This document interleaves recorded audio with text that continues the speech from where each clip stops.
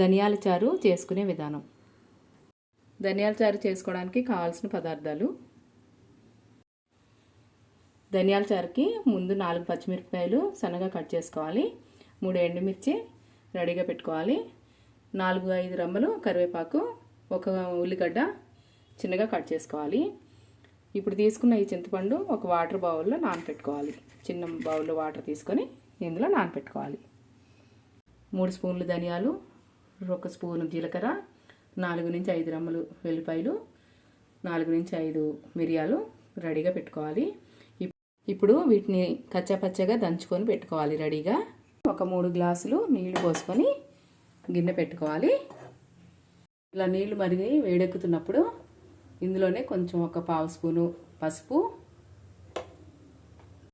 1 spoon salt, రుచికి తగినంతగా, రెడీగా పెట్టుకున్న ఆనియన్స్,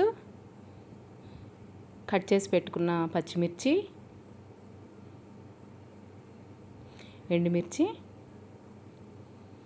4 కరివేపాకు రెమ్మలు డైరెక్ట్గా అలా వేసేయాలి. ముందుగా నానబెట్టుకున్న చింతపండుని కూడా మనం మిక్స్ చేసుకున్నది ఇందులో వేసేసుకోవాలి.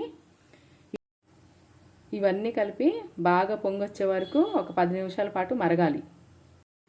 చారు ఇలా మరగాలి. బాగా ఇలా బుడగలు వచ్చే వరకు మరిగేటప్పుడు మనం కచ్చాపచ్చాగా దంచి పెట్టుకున్న ఈ ధనియాల పొడిని ఇందులో వేయాలి.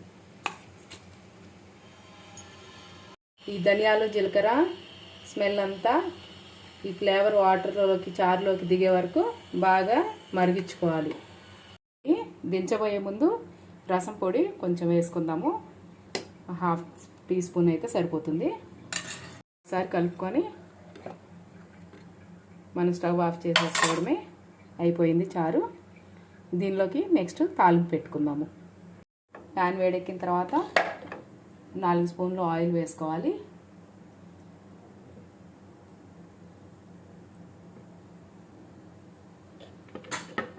ఆయిల్ వేడెక్కింది.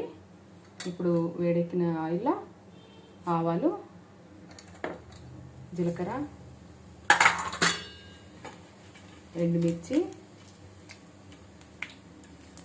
2 రెమ్మలు వెల్లిగడ్డ, కరివేపాకు, కొంచెం పుదీనా వేసుకున్నాము. ఇలా ఒకసారి మిక్స్ చేసుకున్నాము. కలుపుకొని దీన్ని తాలింపులో వేసేసుకోవడమే.